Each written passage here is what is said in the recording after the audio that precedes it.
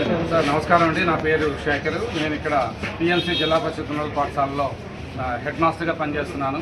నాకు గౌరవ కలెక్టర్ గారు ఇచ్చినటువంటి టాస్క్ ఏంటంటే మా పిల్లలకి ప్రతిజ్ఞ చేయమని, అలాగే స్వచ్ఛాంధ్ర స్వర్ణాంధ్ర మీద కూడా మంచి ఈ కార్యక్రమానికి ఏంటంటే వాళ్ళకి తయారు చేసి మమ్మల్ని గౌరవ ముఖ్యమంత్రి గారు నారా చంద్రబాబు నాయుడు గారు ముందర మాట్లాడడానికి మాకు ఒక మంచి చక్కని అవకాశాన్ని మరి మాకు గౌరవ ఎమ్మెల్యే గారు శ్రీ బండా సత్యనారాయణమూర్తి గారు, అలాగే గౌరవ కలెక్టర్ గారు నాకు ఎంతో సహాయ సహకారాలు అందించి ఈ ప్రోగ్రాంకి మమ్మల్ని ఇన్వాల్వ్ చేసినందుకు ప్రత్యేకమైనటువంటి ధన్యవాదాలు ముఖ్యమంత్రి గారు అయినటువంటి శ్రీ నారా చంద్రబాబు నాయుడు గారికి, అలాగే మా ఎమ్మెల్యే గారు అయినటువంటి బండా సత్యనారాయణమూర్తి గారికి, అలాగే గౌరవ కలెక్టర్ మేడం గారికి, జేసీ గారికి కూడా ప్రత్యేకమైన ధన్యవాదాలు తెలియజేసుకుంటూ సెలవు తీసుకుంటున్నాను.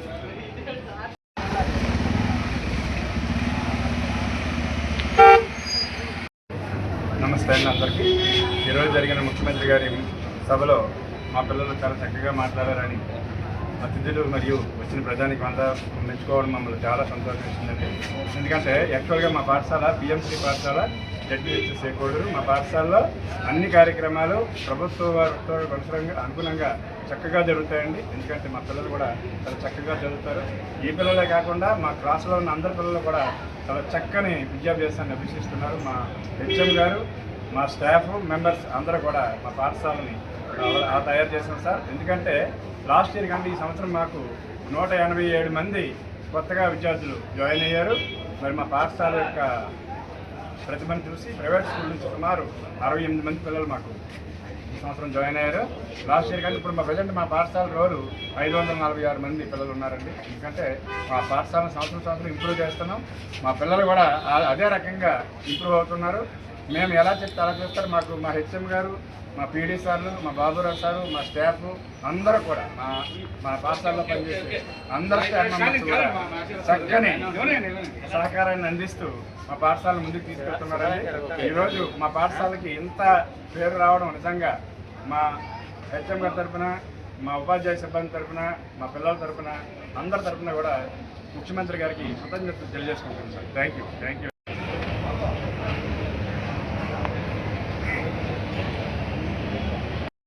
స్వర్ణాంధ్ర స్వచ్ఛాంధ్ర సాసాలో భాగంగా మాడుగుల నియోజకవర్గం కేకోటపాడు మండలం తలమంట కోడూరు గ్రామానికి విచ్చేసినటువంటి మన మాన్య చంద్రబాబు నాయుడు గారు, మన సీఎం గారు ఈరోజు కార్యక్రమంలో స్కూల్ ఎడ్యుకేషన్లో భాగంగా ఈ స్కూల్ నుంచి పిల్లలు అక్కడ ప్రతిజ్ఞ చేయడం, అలాగే పిల్లలు చక్కగా మాట్లాడడం, వాళ్ళకి మన గౌరవ కలెక్టర్ మేడం గారు, జేసీ మేడం గారు, అలాగే జిల్లా యంత్రాంగం అంతా కూడా వాళ్ళకి గత 3 రోజులుగా వాళ్ళకి తర్ఫీదునిచ్చి చక్కటి గైడెన్స్ని ఇచ్చి పిల్లల్లో కొంత ఇన్ఫ్లుయెన్స్ని, అలాగే పిల్లల్లో కొంత కాన్ఫిడెన్స్ని పెంచడం వలన పిల్లలందరూ కూడా చక్కగా మాట్లాడగలిగారు.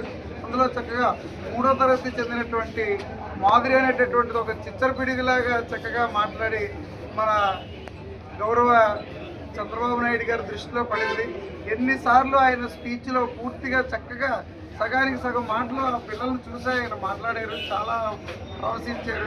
ఇది ఒక రకంగా మన గ్రామానికి, అలాగే ఈ మండలానికి, మండల విద్యాశాఖకి, జిల్లా విద్యాశాఖకి కూడా ఒక రకంగా కొద్దిగా గర్వం అనేది చెప్పుకోవాలి.